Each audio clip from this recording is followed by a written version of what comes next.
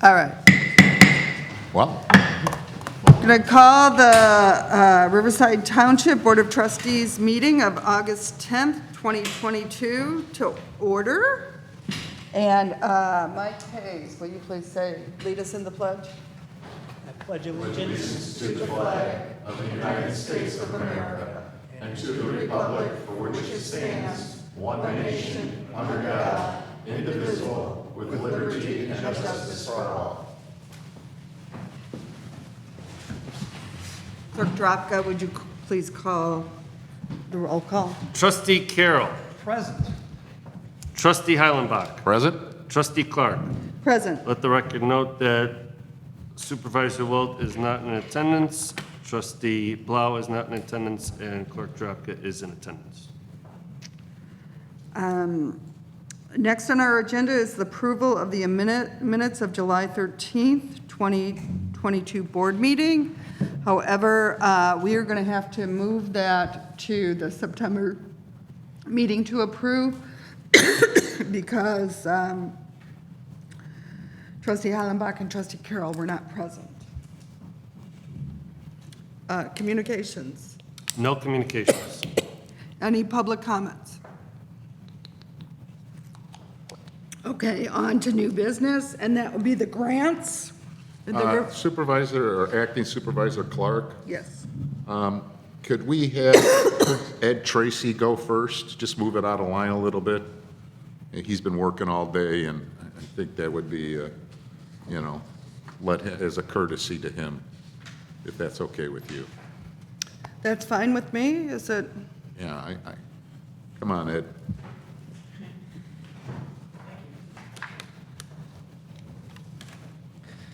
All right, well, thank you very much. Happy to be here to present some of the highlights from the audit for the fiscal year ended March 31, 2022.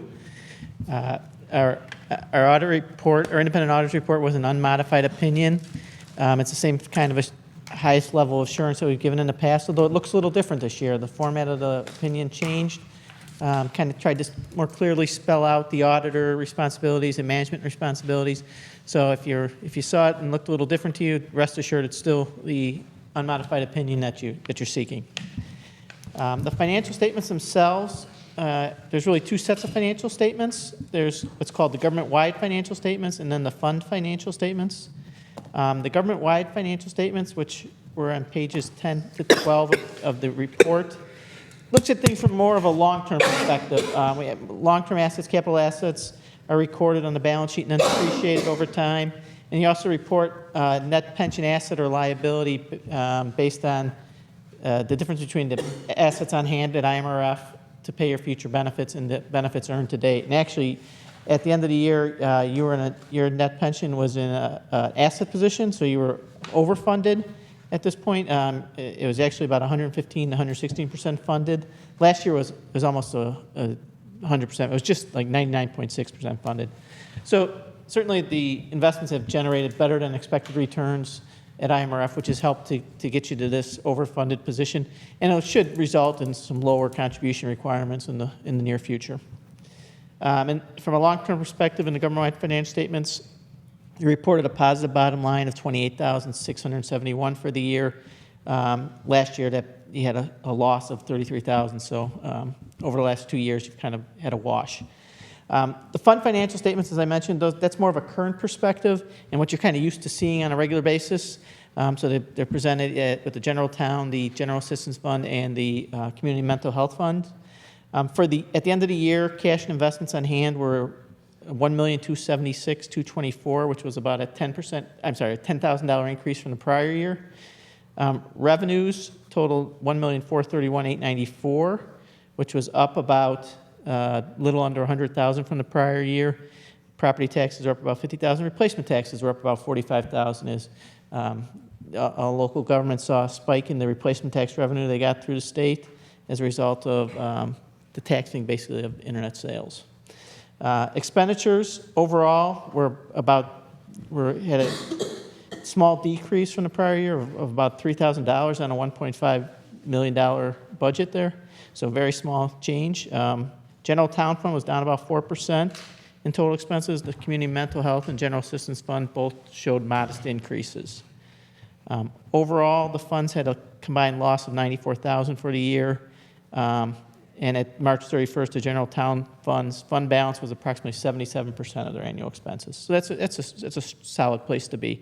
Usually want to be in that 50 to 100% range. Revenues came in over budget for all three funds, and expenses were under budget for all three funds. Again, the directions you want to see there. We did make a couple adjustments as part of our audit, kind of typical ones that we do. We also make a second set of adjustments to convert your books for the government-wide financial statements, recognizing long-term assets, long-term liabilities. Again, these were nothing out of the ordinary, things, typical adjustments that we make on an annual basis. So, How did the mental health fund do?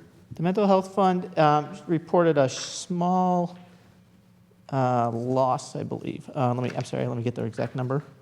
The mental health fund reported revenues of $669,000 and expenses of $746,000. So there's actually a loss of $77,000 for the year. They started the year with a fund balance of about $358,000, and it was about $280,000 at the end of the year.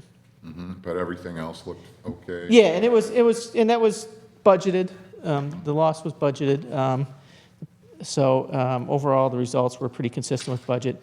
I think revenues were slightly over budget there, and expenses were slightly under budget. So, yeah, I mean, the results were about $60,000 better than projected overall. Beautiful. Thank you. Does anybody have any questions?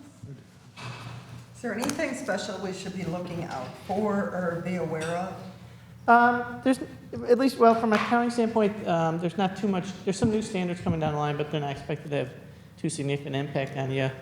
From just a general overall standpoint, yeah, I think the last year or two, everyone's benefited from those higher replacement taxes, which has certainly helped.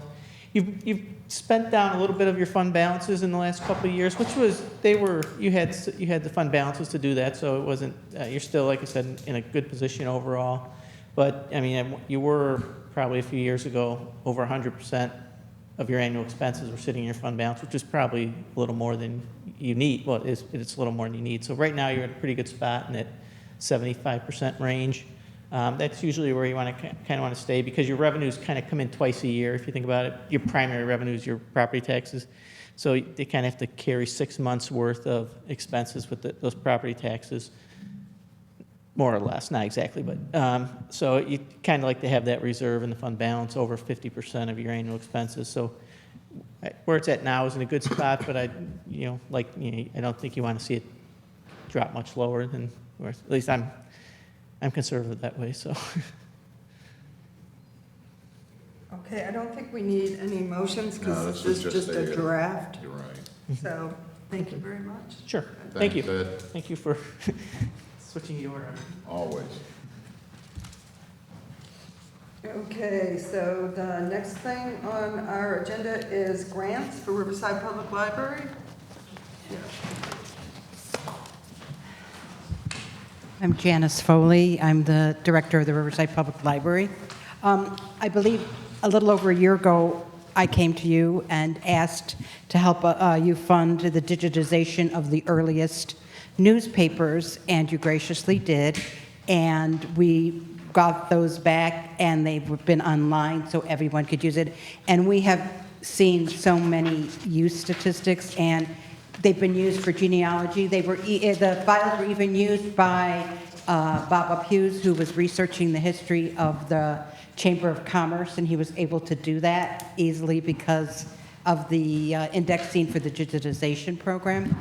We do have the rest of the collection. We have from 1985 to 2006, because in 2006, the Landmark actually started digitizing themselves, so that's available now.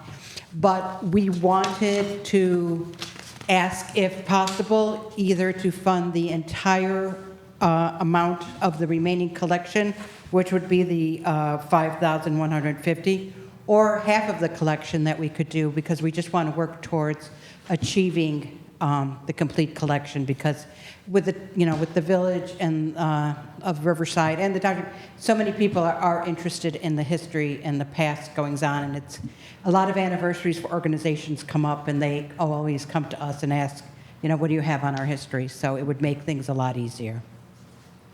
How long does it take them to do this?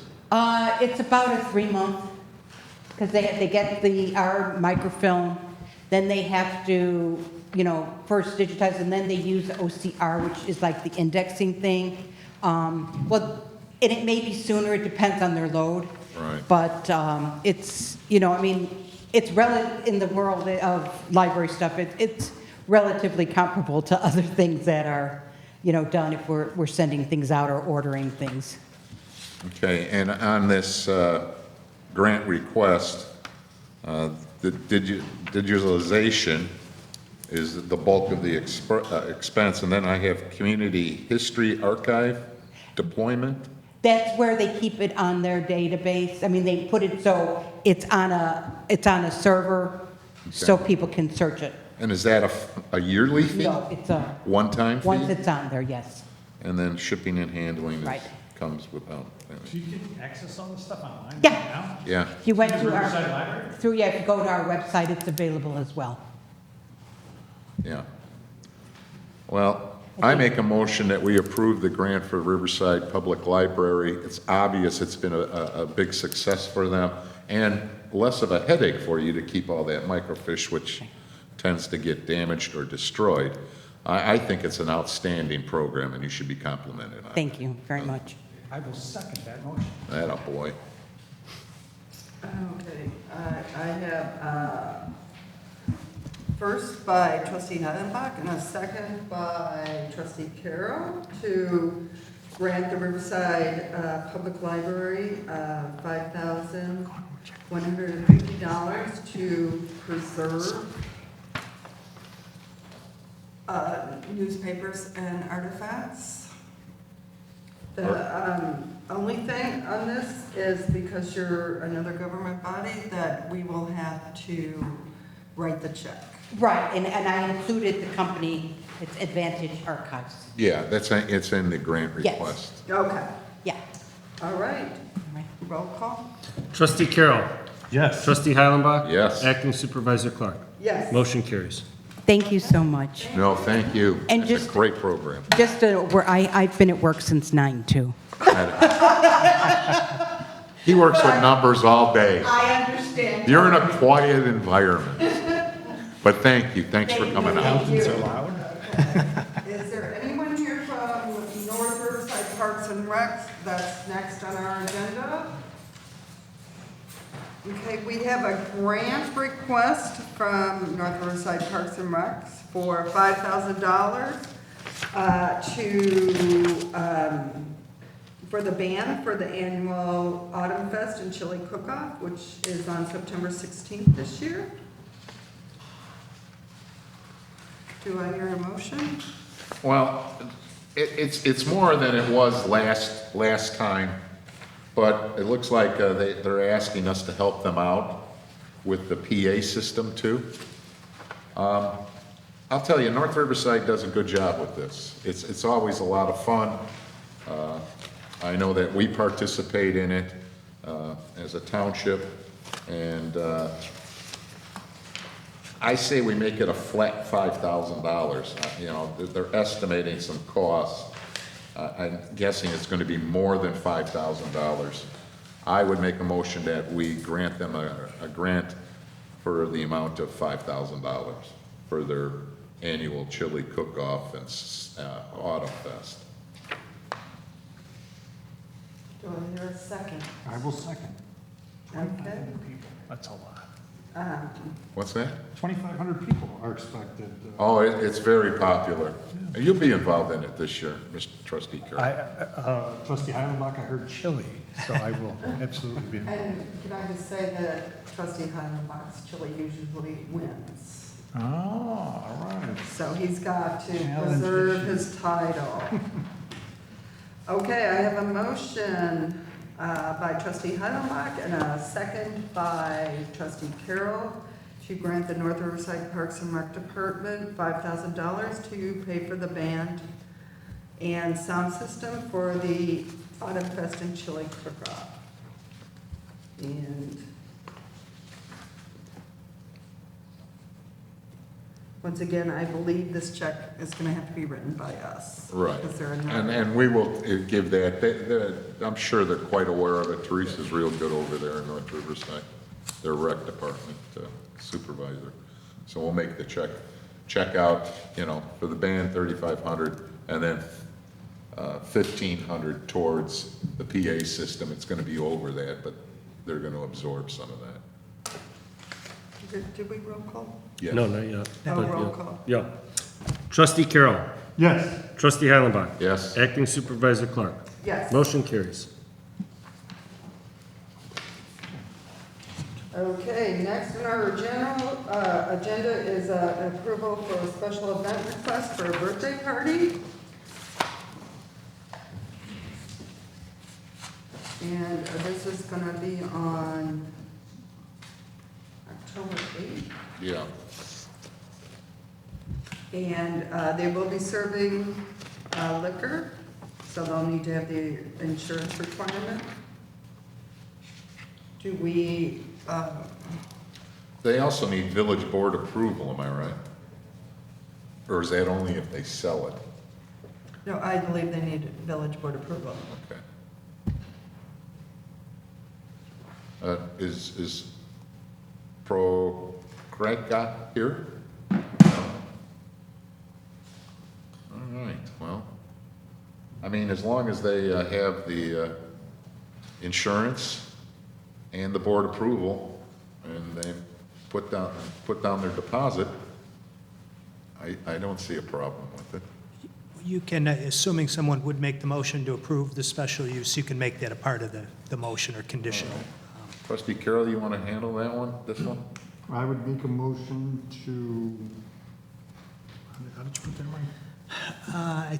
Let's see, it's a special use request, right? So a motion to approve the special use request conditional on them receiving the appropriate alcohol Permits permits and and submitting proof of insurance. Yeah, I would move to accept the special use request on the condition that they do exactly what Mike said, get the appropriate insurance and permits. I'll second it. All in favor, aye? Aye. Anybody against? Motion passes and carries. There's a written supervisor's report in your book that Vera left for us. So if you have any questions about that, she'll be back on Monday. Trustee reports. Trustee Carroll. Nothing from me, ma'am. Thank you. Trustee Heilenbach. I have nothing, mental health board did not meet last month. And I just want to say the exercise class is still going very well. We're still getting about 20 people per class.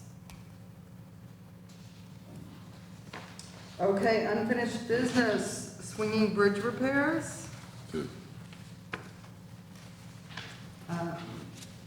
This is a report to do some auxiliary services beyond the base agreement from API Architects. I think it's for some revisions that's gone from beyond the base agreement. I don't think we have anybody from API here, so, but that's what I'm reading. And what it is that because they're going to make some modifications to the agreement or to our original contract, there is going to be a charge of $3,800. And so that's how I read it. I did not discuss this with Supervisor Wilt, but that's my read on it too. I know she did send an email out last week Yes, that she suggested did. something similar, and that although it's within her spending authority, she thought it wise or prudent to put it before the board for Right. ratification. You, as you mentioned, trustee, that you do have an existing contract that's still in effect, but Right. this would appear to to It's tweak or just modify that to some modifying degree. the scope of the work. There's an additional charge or cost to it, so it's coming exactly before you right. for ratification. All right, I make a motion that we approve the $3,800 modification of our current contract with API Architects. I will second that motion to modify the contract. Do it roll call. Yeah. Trustee Carroll. Yes. Trustee Heilenbach. Yes. Acting Supervisor Clark. Yes. Motion carries. Okay, we're down to the approval of warrants. Trustee Heilenbach? Trustee Heilenbach makes a motion that we approve the warrants for August of 2022 for the general warrant in the amount of $29,480.98. This on the 10th day of August, 2022. Okay, I have a motion by trustee Heilenbach I will second the motion. and a second by trustee Carroll to approve the general warrant in the amount of $29,480.98. Roll call. Trustee Carroll. Yes. Trustee Heilenbach. Yes. Acting Supervisor Clark. Yes. Motion carries. Okay. Okay, Trustee Heilenbach motions to approve the following warrants for August of 2022. The utility warrant for $1,746.58. The payroll audit for the amount of $20,330.95. The health warrant for the amount of $2,265.37. The grants in the amount of $5,621. Petty cash in the amount of $138.91. General assistance for the amount of $4,029.89. And the food pantry for the amount of $849.12. All this on the 10th day of August, 2022. I will second those motions. okay, I have a motion by trustee Heilenbach and seconded by trustee Carroll to approve the utility warrant in the amount of $1,746.58. The payroll warrant of $20,330.95. The health warrant, $2,265.37. Grants, the grant warrant of $5,621. Petty cash warrant of $138.91. General assistance, $4,029.89. And the food pantry warrant of $849.12.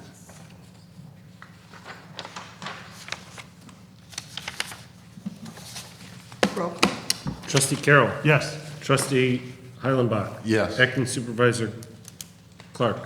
Yes. Motion carries. Okay. A motion for adjournment? I will make a motion for that. I'll second it. All in favor? Aye. Thank you very much, everyone.